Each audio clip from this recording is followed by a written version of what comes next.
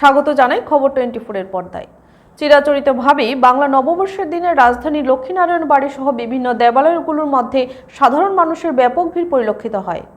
বিশেষ করে যারা ব্যবসায়িক কাজের সাথে যুক্ত তারা তাদের ব্যবসায়িক প্রতিষ্ঠানের উন্নতির লক্ষ্যে হালখাতা নিয়ে যাত্রা করানোর জন্য বরাবরই দেবালয়গুলোতে নববর্ষের দিনে ভিড় জমান।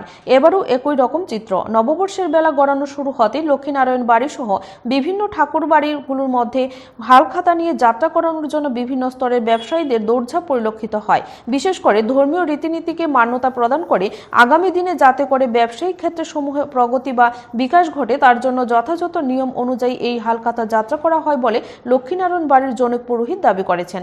পাশাপাশি যারা হালখাতা যাত্রা করানোর জন্য আসছেন বা নববর্ষের দিনে ঠাকুর দর্শন করতে বেরিয়েছেন তাদের সাথে কথা বললে তাদের মধ্যে থেকেও দাবি করা হয় মূলত যাতে করে সবাই আগামী দিনে সুখ স্বাচ্ছন্দ্য এবং সমৃদ্ধিতে ভরে উঠতে পারে তার জন্যই এই বিশেষ দিনে মন্দিরমুখী হওয়া।